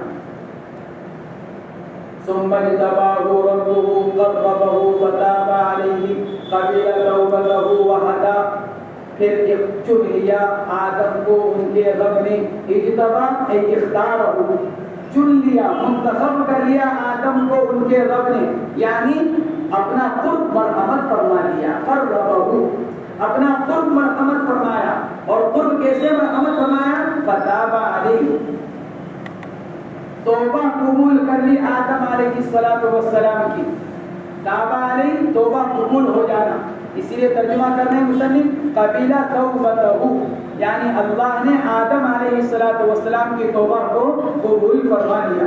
کیسے توبہ کو قبول فرمایا؟ اللہ نے 8ویں پارے کے اندر وہ کلمات بیان فرمائے جن کے ذریعے سے حضرت آدم علیہ السلام نے توبہ کی، ربنا ظلمنا انفسنا وان لم تغفر لنا وترحمنا لنكونن من الخاسرین۔ یہ توبہ کے الفاظ، اللہ نے حضرت آدم کی توبہ کے ان الفاظ کو قبول کیا۔ تو اب جو آدمی بھی ان کلمات کے ذریعے سے اللہ سے توبہ چاہے گا، اللہ اس کی توبہ کو قبول کرے۔ بعض روایات کے اندر آتا ہے، ملا علی قاری رحمۃ اللہ علیہ نے حاشیہ جلالین کے اوپر لکھا ہے، ملا علی قاری نے، کہ ابلیس نے اللہ سے فرمایا لما لم تقبل توبتی وَإِنَّكَ قَبِلْتَ تَوْبَةَ آدم، اے اللہ یہ کیا بات ہوئی کہ آپ نے آدم کی توبہ کو تو قبول کر لیا اور میری توبہ کو قبول کرنے کو تیار نہیں آپ۔ اللہ فرماتا ہے فَتَابَ عَلَيْهِ، ہم نے آدم کی توبہ کو قبول کیا۔ تو ابلیس نے شکایت کی کہ جب آپ نے آدم کی توبہ کو قبول کر لیا، نافرمانی انہوں نے بھی کی، نافرمانی میں نے بھی کی، آپ نے ان کی توبہ کو قبول کر لیا، میری توبہ کو قبول نہیں کیا۔ اور اس کا ایک جواب تو یہ دیا جا سکتا ہے کہ آدم علیہ السلام کی نافرمانی، یعنی ان کی جو ان کا عمل تھا وہ بھول کی وجہ سے تھا، عمدن اور عنادن نہیں تھا، بطور سرکشی کے نہیں تھا۔ اسی لیے جب ان کو تنبیہ کی گئی تو فوراً ان کو ندامت پیدا ہوئی اور ندامت پیدا ہو کر توبہ کر لی، جبکہ ابلیس کی نافرمانی وہ عنادن عمدن، اللہ کے حکم کی عمدن نافرمانی تھی، اس لیے جب اس کو تنبیہ کی گئی تو توبہ کرنے کے بجائے بڑائی اختیار کرنے لگا۔ بہرحال تو اس کا جواب یہ بھی دیا گیا کہ جب ابلیس نے یوں کہا کہ آپ نے آدم کی توبہ کو قبول کیا اور میری توبہ کو قبول نہیں کیا، تو اللہ کی طرف سے جواب دیا گیا تمہاری توبہ کو بھی قبول کر لیں گے، جاؤ آدم کی قبر کو سجدہ کر کر آ جاؤ، ہم تمہاری توبہ قبول کر لیتے ہیں، تم کیا کر لو، آدم کی قبر کو سجدہ کر کر آ جاؤ۔ تو ابلیس نے اس وقت یہ جواب دیا کہ اللہ جب میں نے ان کو زندہ ہوتے ہوئے سجدہ نہیں کیا تو مرنے کے بعد کیسے سجدہ کر لیتا ہوں۔ یہ ابلیس نے یہ جواب دیا کہ جب میں نے آدم کو زندہ ہوتے ہوئے سجدہ نہیں کیا تو اب مرنے کے بعد ان کی قبر پر میں کیسے سجدہ کر سکتا ہوں۔ چنانچہ اس نے سجدہ نہیں کیا اور سجدہ نہ کرنے کی وجہ سے اللہ نے اس کی توبہ کو قبول بھی نہیں کیا۔ اے قبیلہ توبتہ وہدا، اے ہداہ الی المداومۃ علی التوبہ، وہدا اور اللہ نے ان کی رہنمائی کی۔ سوال یہ پیدا ہوتا ہے کہ جب توبہ قبول ہو گئی تو ہدایت بھی ہو گئی، جب توبہ قبول ہوئی تو ہدایت مل گئی، اس لیے صاحب جلالین ہدا کا ترجمہ کر رہے ہیں اے ہداہ الی المداومۃ علی التوبۃ، اے الاستمرار علی التوبہ، یعنی اللہ نے ان کو قائم رکھا کس کے اوپر، توبہ کے اوپر۔ ورنہ ایسا بھی ہوتا ہے کہ آدمی آج توبہ کر لے کل کو پھر اسی گناہ میں مبتلا ہو جاتا ہے۔ تو اصل کیا ہے، اپنی توبہ پر قائم رہنا۔ آدم علیہ السلام نے سچی توبہ بھی کی اور پھر اپنی اس سچی توبہ پر موت تک قائم بھی رہے، یہ مطلب ہوا ثم ہدا کا۔ قال اهبطا اے آدم وحواء بما اشتملتما عليه من ذريتكما منها من الجنة جميعا بعضكم بعض الذرية لبعض عدو من ظلم بعضهم بعضا۔ اللہ تبارک و تعالی نے فرمایا کہ اترو تم دونوں، اهبطا، اللہ نے فرمایا اترو دونوں۔ کون دونوں؟ صاحب جلالین تو فرماتے ہیں آدم اور حوا، آدم اور حوا۔ پھر آگے جو آ رہا ہے جمیعاً بعضکم لبعض عدو، آگے تو جمع کا صیغہ، اللہ فرماتا ہے بعضکم لبعض عدو، تم میں سے بعض کے دشمن ہوں گے، تو آدم و حوا کے دشمن نہیں، حوا آدم کے دشمن نہیں۔ اور جمیعاً کا صیغہ لایا گیا، جمیعاً کا لفظ لایا گیا، تو صاحب جلالین اس اعتراض کو ختم کرنے کے لیے فرماتے ہیں اے آدم و حوا بما اشتملتما علیہ من ذریتہما، خطاب تو آدم اور حوا کو ہے، لیکن آدم اور حوا کے ساتھ ساتھ ان کی ذریت بھی مراد ہے۔ کہ کیوں؟ اس لیے کہ آدم اور حوا اگر جنت سے نہ آتے تو ذریت بھی کہاں ہوتی؟ جنت کے اندر۔ تو گویا کہ آدم اور حوا کا تو جنت سے آنا گویا کہ اپنی تمام اولاد کے ساتھ آنا ہوا، ورنہ اولاد بھی جنت ہی کے اندر پیدا ہوگی، اولاد جنت ہی کے اندر رہتی۔ تو اللہ نے آدم اور حوا کو بھیجا، گویا کہ ان کی پشتوں میں جو ان کی اولاد تھی اللہ نے ان سب کے ساتھ دنیا کے اندر ان کو بھیجا۔ جب یہ بھیجا تو پھر آگے بعضکم لبعض عدو، یعنی بعض اولاد بعض کی دشمن بنی۔ یہ ذریت کے اعتبار سے بتایا گیا۔ آدم اور حوا تو ایک دوسرے کے دشمن نہیں، لیکن ذریت اور اولاد کے اعتبار سے فرمایا گیا بعضکم لبعض عدو، بعض کے دشمن بنے گی۔ چنانچہ حابیل اور قابیل میں ہی دشمنی کا معاملہ ہو گیا، ابتدا سے ہی دشمنی کا معاملہ شروع ہو گیا، کیونکہ اللہ تبارک و تعالیٰ نے اس کو بیان فرما دیا کہ آئندہ کیا ہونے والا ہے۔ چنانچہ قیامت تک کیا رہے گا؟ آپس میں انسانوں کے درمیان میں دشمنیاں قائم رہیں۔ بعضکم لبعض عدو، فرماتے ہیں کہ تم میں سے بعض یعنی بعض اولاد بعض کی دشمن بنے گی۔ کس طرح؟ من ظلم بعضهم بعضا، بعض کے بعض پر ظلم اور زیادتی کرنے کی وجہ سے ایک دوسرے کے اوپر زیادتی کریں گے، ظلم کریں گے، جبر کریں گے، جس سے آپس میں ان کے درمیان میں دشمنی پیدا ہوگی۔ قال اهبطا آدم و حوا بما اشتملتما علیہ من ذریتکما، یعنی آدم اور حوا تم دونوں اترو ماں اپنی ان ذریت کے جن پر تم مشتمل ہو، بما اشتملتما علیہ من ذریتکما، ماں اپنی ان ذریت کے جن پر تم مشتمل ہو۔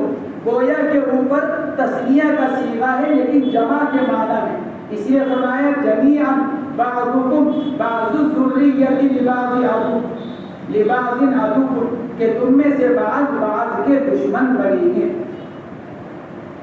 بعض مفسرین نے لکھا ہے کہ قال اهبطا کے اندر جو خطاب ہے وہ حضرت آدم اور ابلیس۔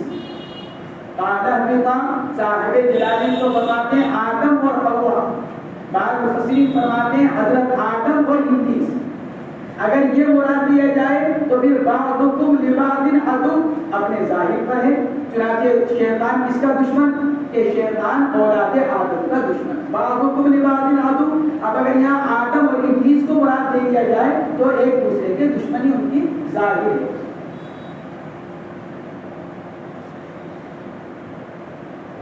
ایک سوال یہاں پر یہ پیدا ہوتا ہے،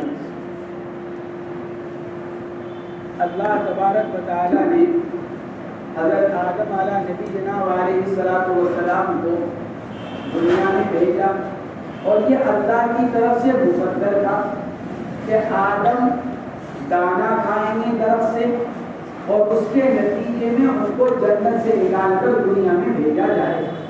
مفسرین نے لکھا ہے کہ پہلی بات تو یہ ہے کہ یہ دنیا میں بھیجا جانا بطور عذاب کے نہیں، یہ دنیا میں بھیجا جانا بطور عذاب کے نہیں تھا، بلکہ یہ دنیا میں بھیجا جانا حضرت آدم علیہ نبینا علیہ السلام کی عظمت، ان کی بڑائی اور ان کے اولاد کے یعنی پورے انسانیت کے باپ ہونے کو چونکہ بیان کرنا تھا، ثابت کرنا تھا، اس لیے اللہ تبارک و تعالیٰ نے حضرت آدم کو دنیا میں بھیجا تاکہ انسانیت کا سلسلہ دنیا میں قائم ہو، نبوت اور رسالت کا سلسلہ قائم ہو، یہاں تک کہ آخر میں جناب محمد رسول اللہ صلی اللہ علیہ وسلم دنیا میں تشریف لائیں اور دنیا میں زمین پر اللہ کی عبادت قائم ہو، اللہ کی اطاعت قائم ہو۔ اس بنا پر اللہ نے حضرت آدم علیہ السلام کو دنیا میں بھیجا۔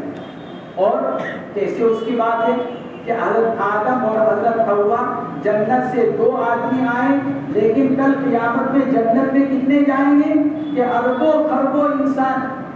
اگر یہ دونوں نہ آتے تو اتنی بڑی تعداد جنت میں جانے والی نہ ہوتی۔ تو اتنی بڑی تعداد کے جنت میں جانے کا ذریعہ کیا بنا؟ حضرت آدم اور حضرت حوا کا دنیا میں آنا۔ سوال یہ پیدا ہوتا ہے کہ جب حضرت آدم کا گیہوں کھا کر دنیا میں آنا یہ اللہ کے علم میں تھا تو اس سب کی ضرورت کیا تھی؟ اللہ ویسے ہی حضرت آدم کو دنیا میں بھیج دیتے، اللہ حضرت آدم کو ویسے ہی دنیا کے اندر بھیج دیتے۔ اس کا جواب یہ دیا گیا اللہ کریم ہے۔ اللہ کیا ہے؟ کریم۔ اور کریم کی عادت یہ ہوتی ہے کہ وہ دی ہوئی نعمت بغیر وجہ کے واپس نہیں دیتا۔ کریم اس ذات کو کہا جاتا ہے جو بغیر استحقاق کے دے۔ اب ہم نے کریم نے بغیر استحقاق کے دے دیا اور آج دے دیا اور کل کو یوں کہے کہ لاؤ جو ہم نے کل دیا تھا، تو یہ کریم کی شان یہ منافی ہے۔ تو اللہ تو اکرم الاکرمین ہے، ارحم الراحمین ہے، تو اللہ تو کریموں کا کریم ہے۔ اس نے حضرت آدم کو جنت میں ٹھکانہ دیا اور بغیر وجہ کے اس ٹھکانے سے کیوں نکالے؟ تو اس کے اللہ نے وجہ پیدا کی تاکہ وجہ پیدا کر کر پھر حضرت آدم علیہ السلام کو جنت سے دنیا میں بھیجا جائے۔ بغیر وجہ کے بھی بھیج سکتے تھے لیکن یہ کریم کی شان کے خلاف تھا، اس لیے اللہ تبارک و تعالیٰ نے وجہ بیان کی۔ نیز وجہ اس وجہ کے ساتھ ساتھ اللہ نے یہ بھی چاہا کہ آدم اور اولاد آدم کے سامنے ان کے دشمن کو ظاہر کر دے۔ اگر دشمن ظاہر نہ ہوتا تو بچنا اور مشکل ہو جاتا۔ اب تو ہمیں دشمن معلوم ہے، اس کے باوجود اکثریت نہیں بچ پا رہی ہے شیطان سے۔ شیطان کی دشمنی کا علم ہوتے ہوئے انسانیت کی اکثریت اپنے دشمن کے جال میں پھنسی ہوئی ہے، یعنی شیطان کے جال میں۔ اور اگر دشمن کا بالکل ہی علم نہ ہوتا تو پھر مزید اس کے جال سے بچنا مزید مشکل ہو جاتا۔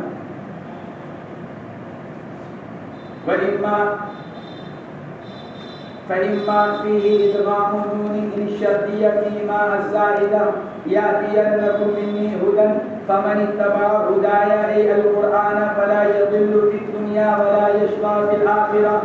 فَإِمَّا اگر آئے، اما فرماتے ہیں اصل ہے ان ما، ان شرطیہ، ما زائدہ فرماتے ہیں ان ما، اس کے اندر ان کو ما کے اندر مدغم کر دیا گیا، ادغام دے دیا گیا، ان ما ہو گیا۔ فرماتے ہیں اگر آئے تمہارے پاس میری طرف سے ہدایت، منی ہدا، اگر آئے تمہارے پاس میری طرف سے ہدایت نامہ، فمن اتبع ہدایا، بس جو اتباع کرے گا میری ہدایت کی۔ صاحب جلالی فرماتے ہیں ہدایت سے مراد کیا؟ القرآن۔ صاحب جلالی نے ہدا کی تفسیر قرآن سے کی، لیکن یہ کوئی اچھا نہیں ہے ہدایت کی تفسیر قرآن سے کرنا، کیونکہ خطاب کس وقت کیا جا رہا ہے؟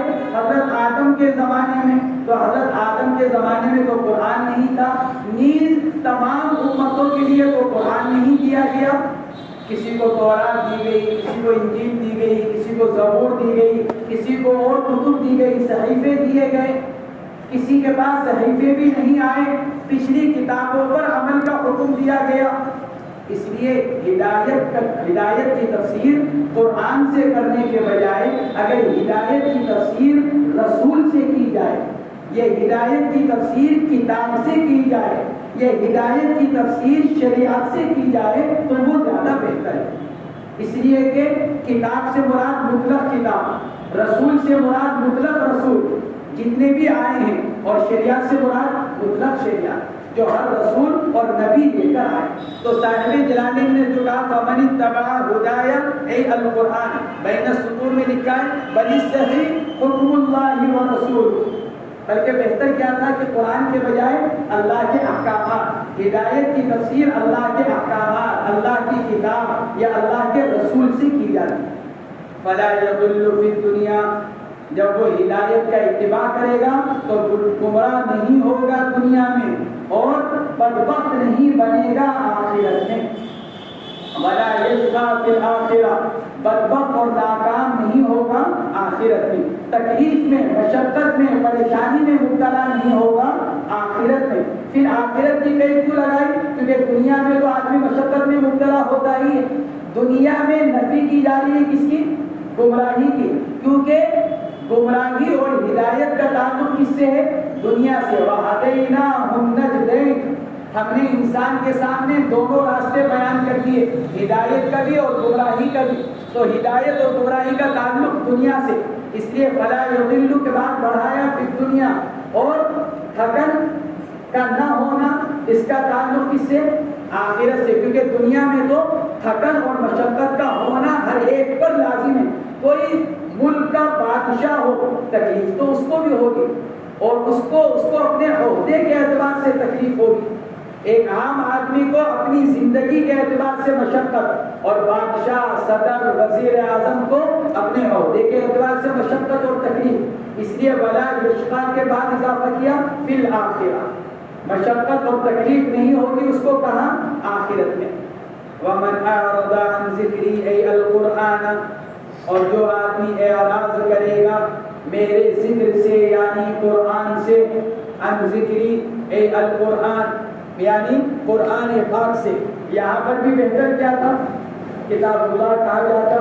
عن ذکری اے عن کتابی یا عن رسولی, میرے رسول سے یا میری کتاب سے. اب وہ کتاب کوئی سی بھی ہو, تورات ہو, انجیل ہو, زبور ہو, یا اور دیگر صحف ہو, کچھ بھی ہو. فلم یؤمن بھی, کیا مطلب؟ اعراض کا کیا مطلب؟ یعنی اس پر ایمان نہ لائے. فإن له معیشة ضنکا, تو اس کے لیے زندگی بنا دیں گے مشکل, اس کو ایک مشکل زندگی دیں گے. معیشتاً ضنکا, ضنکا صفت ہے معیشت کی, معیشتاً ضنکا, اس کو ایک مشکل زندگی دے دیں گے. فرماتے ہیں ضنکا تنوین کے ساتھ, اس لیے کہ اگر بغیر تنوین کے ہوگا تو پھر یہ ضنکا مؤنث ہو جائے گا. فرماتے ہیں ضنکن تنوین کے ساتھ مصدر ہے بمعنی ضیقا, مشکل, تنگ. فرماتے ہیں مصدر, یہ ایک اعتراض مقدر کا سوال کا جواب ہے. سوال یہ پیدا ہوتا ہے کہ معیشہ مؤنث ہے تو ضنکن مذکر ہے, حالانکہ مؤنث کی صفت بھی کیا ہونی چاہیے تھی؟ مؤنث ہونی چاہیے تھی. معیشتاً ضنکتاً مؤنث ہونی چاہیے تھی. تو مصنف مصدر کہہ کر جواب دے رہے ہیں کہ ضنکن مصدر ہے جو تذکیر اور تانیث دونوں کو شامل ہوتا ہے. فإن له معیشة ضنکا بالتنوین مصدر بمعنی ضیقا, یعنی ایسی زندگی جو تنگ ہوگی. وفسرت فی حدیث بعذاب الکافر فی قبره, چونکہ مشکل تنگ زندگی کے اوپر اعتراض پیدا ہوتا ہے. قرآن یہ کہہ رہا ہے جو آدمی ایمان نہیں لائے گا اس کی زندگی کو مشکل بنا دے گی. سوال یہ پیدا ہوتا ہے کہ مشاہدہ اس کے خلاف ہے. جو اللہ کی نافرمانی کرنے والے وہ عیش اور آرام میں, ان کے پاس اسباب کی کثرت, اور جو اللہ کی عبادت کرنے والے, اللہ کو ماننے والے, اعمال صالحہ کرنے والے, ان کی زندگی تنگ. چنانچہ حدیث پاک کے اندر بھی فرمایا گیا سب سے زیادہ پریشانیاں اور حالات کس پر؟ انبیاء پر. پھر اس کے بعد ثم الامثل فالامثل, جو جتنا نبیوں کے قریب ہوگا اس کے اوپر اتنے ہی حالات. قرآن اس کے برعکس کہہ رہا ہے. قرآن کہہ رہا ہے کہ زندگی مشکل کس کی ہوگی؟ غیر ایمان والے کی. مشاہدہ کیا ہے کہ زندگی مشکل کس کی؟ ایمان والے کی. مصنف اس کا جواب دے رہے ہیں وفسرت فی حدیث بعذاب الکافر فی قبره. تنگ زندگی سے مراد کیا ہے؟ حدیث پاک میں آتا ہے. یہی سوال حضور پاک علیہ الصلوۃ والسلام سے کیا گیا. حضرت ابو ہریرہ رضی اللہ تعالی عنہ کے حدیث مسند بزار کی, حضرت ابو ہریرہ رضی اللہ تعالیٰ عنہ فرماتے ہیں حضور پاک علیہ السلام سے معلوم کیا گیا تو آپ نے معیشت ضنکا کی تفسیر کرتے ہوئے ارشاد فرمایا عذاب قبر. یعنی وہ آدمی جو قرآن پر یعنی اللہ کی کتابوں پر ایمان نہیں لائے گا, ہم اس کو قبر کے عذاب میں مبتلا کریں گے. اور جب یہ ترجمہ ہو گیا, یہ مطلب ہو گیا, تو پھر اب یہ اعتراض پیدا نہیں ہوگا کہ دنیا میں غیر ایمان والے آرام اور راحتوں میں کیوں ہیں. اس لیے کہ معیشت ضنکا سے مراد قبر کا عذاب. حضرت سعید بن جبیر رحمۃ اللہ علیہ فرماتے ہیں معیشت ضنکا کا ترجمہ اور مطلب یعنی ہم ان سے ان کے دل کا چین سکون لے لیں گے قناعت کو ختم کر کر۔ آدمی کے پاس بہت کچھ ہو لیکن قناعت نہ ہو تو ایسا آدمی پریشان رہتا ہے۔ کیوں؟ کیونکہ ہر وقت زیادہ سے زیادہ کمانے کی فکر، دوسرے سے آگے بڑھنے کی فکر، دوسروں کے آگے بڑھنے کا غم، تو ایسا آدمی ہر وقت رنج و غم میں مبتلا رہتا ہے، اندر ہی اندر ٹوٹتا رہتا ہے اور اس کو دل کا چین سکون حاصل نہیں ہوتا۔ تو فإن له معیشۃ ضنکا، سعید بن جبیر رحمۃ اللہ علیہ فرماتے ہیں ہم ایسے آدمی سے قناعت کا وصف سلب کر لیتے ہیں اور اس کو دل کی بے چینی اور بے سکونی میں مبتلا کر دیتے ہیں۔ ایک مطلب فإن له معیشۃ ضنکا کا یہ بھی بیان کیا گیا۔ اور تیسرا مطلب حضرت عبداللہ ابن عباس رضی اللہ تعالیٰ عنہ سے نقل کیا گیا کہ معیشۃ ضنکا کا مطلب ہے گناہوں والی زندگی۔ فإن له معیشۃ ضنکا، ہم اس کے لیے ایک زندگی کو تنگ کر دیں گے، یعنی اس کو ایسی زندگی دیں گے جو اللہ کی نافرمانی والی ہوگی۔ چنانچہ دنیا کے اندر دستور ہے کہ جو آدمی غیر ایمان والا جتنا آرائشوں اور آسائشوں کے اندر ہوتا ہے وہ اتنا ہی اللہ کی نافرمانی میں آگے بڑھتا چلا جاتا ہے۔ تو عبداللہ ابن عباس رضی اللہ تعالیٰ عنہ فرماتے ہیں اے عیشہ فی معصیت، ہم اس کی زندگی کس میں کر دیں گے؟ معصیت اور گناہوں کے اندر کر دیں گے۔ وَنَحْشُرُهُ اے المعرض عن القرآن یوم القیامت اعمیٰ، اور جمع کریں گے ہم اس آدمی کو یعنی قرآن سے اعراض کرنے والے کو۔ یہاں پر بھی بہتر یہی ہے کہ ہدایت کا لفظ لایا جائے، اے المعرض عن الہدایت یا المعرض عن الرسول یا المعرض عن الکتاب، کہ جو کتاب سے رسول سے ہدایت سے اعراض کرنے والا ہے ہم اس کو جمع کریں گے قیامت کے دن، یعنی دوبارہ زندہ کریں گے قیامت کے دن اس حال میں کہ وہ نابینا ہوگا۔ اعمیٰ حال ہے نحشر کی ضمیر سے، ہم اس کو دوبارہ زندہ کریں گے اس حال میں کہ وہ اندھا ہوگا۔ اعمیٰ اے اعمیٰ البصر اور اعمیٰ القلب، اندھا ہونے سے مراد یا تو آنکھوں کا اندھا ہونا یا دل کا اندھا ہونا، لیکن قول اول راجح ہے کیونکہ آگے اللہ فرماتا ہے وہ یوں کہے گا لما حشرتنی اعمیٰ وقد كنت بصیرا۔ تو اعمیٰ اعمیٰ البصر یا اعمیٰ القلب دونوں مطلب ہو سکتے ہیں۔ شرح لکھتے ہیں کہ قول اول کی تعین اگلی آیت سے ہوتی ہے۔ اللہ سے عرض کرے گا اے میرے رب آپ نے کیوں مجھ کو دوبارہ زندہ کیا اندھا بنا کر، حالانکہ میں دنیا میں دیکھنے والا تھا، بینا تھا۔ وقد كنت بصیرا، حالانکہ میں دنیا میں کیا تھا؟ بینا، دیکھنے والا، دنیا میں بھی وعند الناس، اور جب مجھ کو دوبارہ زندہ کیا جا رہا تھا اس وقت بھی میں کیا تھا؟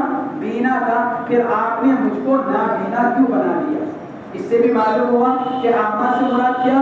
آنکھوں سے اندھا ہو جانا، آنکھوں کا اندھا ہو جانا۔ حضرات اہل سنت والجماعت بعض آیات شریفہ ایسی ہیں ان کی تعبیر کرتے ہیں۔ شیخ الاسلام علامہ ابن تیمیہ رحمۃ اللہ علیہ تعبیر کے قائل نہیں ہیں، جیسے الرحمن علی العرش استویٰ جیسی آیات مبارکہ اہل سنت والجماعت ان میں تعبیر کا طریقہ اختیار کرتے ہیں، علامہ ابن تیمیہ ان میں تعبیر کا طریقہ اختیار نہیں کرتے بلکہ آیات شریفہ کو اپنے ظاہر پر رکھتے ہیں۔ ہمارے بعض بزرگوں کے ملفوظات میں بعض واقعہ لکھا ہوا ہے، یا تو حضرت مفتی محمود حسن صاحب گنگوہی نور اللہ مقدسہ کے حالات میں واقعات میں کہ ایک مرتبہ ایک کسی غیر مقلد بڑے عالم نے جو نابینا تھے، انہوں نے ایک عالم سے یوں کہا بطور اعتراض کے کہ آپ حضرات قرآن پاک کی آیات میں تعبیر کرتے ہیں، آپ لوگوں کو تعبیر نہیں کرنی چاہیے، آیات کو ان کے ظاہر پر رکھنا چاہیے، آیات کو ان کے ظاہر پر رکھنا چاہیے۔ اور عالم صاحب نے فوراً یہ آیت پڑھی کہ اچھا ذرا یہ بتائیے قرآن پاک کے اندر اللہ فرماتے ہیں وَنَحْشُرُهُ يَوْمَ الْقِيَامَةِ أَعْمَىٰ، ہم ان کو قیامت کے دن بھی اندھا اٹھائیں گے۔ آپ دنیا میں اندھے ہیں، آپ یہ بتائیے کہ آپ قیامت کے دن اندھے اٹھیں گے یا بینا ہو کر اٹھیں گے؟ جو آدمی دنیا کے اندر اندھا بنا ہوا ہے وہ قیامت کے دن بھی کیا اٹھے گا؟ اندھا۔ یہ لوگ چونکہ اللہ کی ہدایت سے نابینا بنے ہوئے ہیں، کفار غیر ایمان والے، اللہ کی ہدایت سے، قرآن پاک سے، رسول کی اطاعت سے، تو کل قیامت کے دن بھی کیا ہوں گے؟ قرآن کہتا ہے کذالک اتتک آیاتنا فنسیتها وکذالک اليوم تنسی۔ تم دنیا کے اندر اندھے بنے ہوئے تھے، ہماری آیتیں تمہارے سامنے پڑھی جاتی تھی، ہمارے رسول آتے تھے تمہارے پاس، لیکن تم دنیا میں کیا بنے ہوئے تھے؟ اندھے۔ تو آخرت میں بھی تم کیا اٹھائے جاؤ گے؟ اندھے۔ تو آپ دنیا میں اندھے ہیں، یہ بتائیے کہ آپ آخرت میں اندھا اٹھیں گے یا بینا ہو کر اٹھیں گے؟ تو وہ عالم خاموش ہو گئے، اس لیے کہ آیت کی تعبیر ہے کہ اعمیٰ سے مراد کیا؟ اعمل بصر، یعنی اعمل بصر کیسا کہ تم دنیا میں اندھے تھے، کس اعتبار سے؟ ہدایت کے قبول کرنے کے اعتبار سے۔ ورنہ آیت کا مطلب کیا نکلے گا ظاہر کہ جو دنیا میں آنکھوں کا اندھا وہ آخرت میں بھی آنکھوں کا اندھا اٹھے گا۔ حالانکہ ایسا نہیں، ایمان والا اگر دنیا میں نابینا ہے تو آخرت میں اس کو بینا کر کر اٹھایا جائے گا۔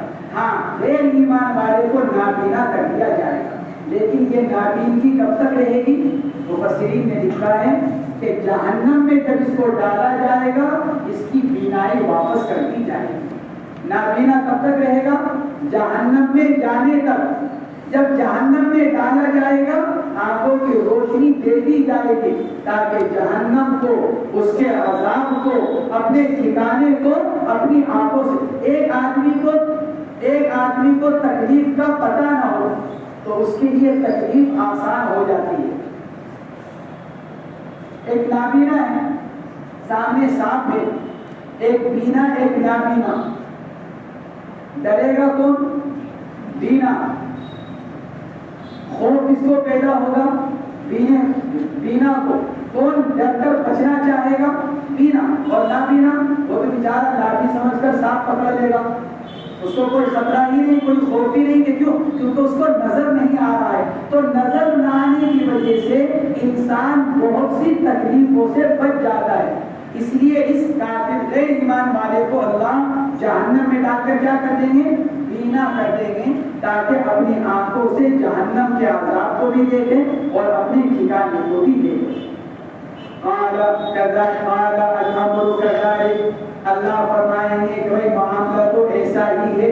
الامر کا اضافہ کیا کیا بتانے کے لیے؟ یہ بتانے کے لیے كذلك خبر ہے مبتدا محذوف کی، اور مبتدا کیا ہے؟ الامر۔ قال الامر كذلك، كذلك گویا کہ خبر ہے مبتدا محذوف کی، کہ بس معاملہ تو ایسا ہی ہوگا کہ آئی تمہارے پاس ہماری آیتیں فنسیتها، تو ان کو بھولا رہا، یعنی ترکتها ولم تؤمن بها۔ نسیان سے حقیقتا نسیان مراد نہیں، بلکہ نسیان سے مراد کیا؟ ان پر ایمان نہ لانا، ان کو چھوڑ دینا، ان پر ایمان نہ لانا۔ ترکتها ولم تؤمن بها وكذلك مثل نسيانك آیاتنا، اور جس طرح تو ہماری آیتوں کو بھولا رہا اسی طرح آج کے دن تو بھلا دیا جائے گا۔ یعنی ہم تجھے عذاب میں ڈال کر ایسے ہو جائیں گے گویا کہ ہمیں تیری پرواہ ہی نہیں۔ بھولنے سے مراد کیا ہے؟ کہ بھولنے سے مراد یہ کہ پرواہ کا نہ ہونا، ورنہ اللہ نسیان سے پاک ہے۔ وَكَذَلِكَ الْيَوْمَ تُنْسَى، اسی طرح آج کے دن تجھ کو بھلا دیا جائے گا، یعنی تجھ کو جہنم میں ڈال کر تجھ سے اعراض کر لیا جائے گا، جس طرح تو نے دنیا میں ہمارے رسول سے اور ہماری ہدایت سے اعراض کیا تھا۔ اے تُتْرَكُ فِي النَّارِ، یعنی بس تجھ کو آگ میں ڈال کر چھوڑ دیا جائے گا۔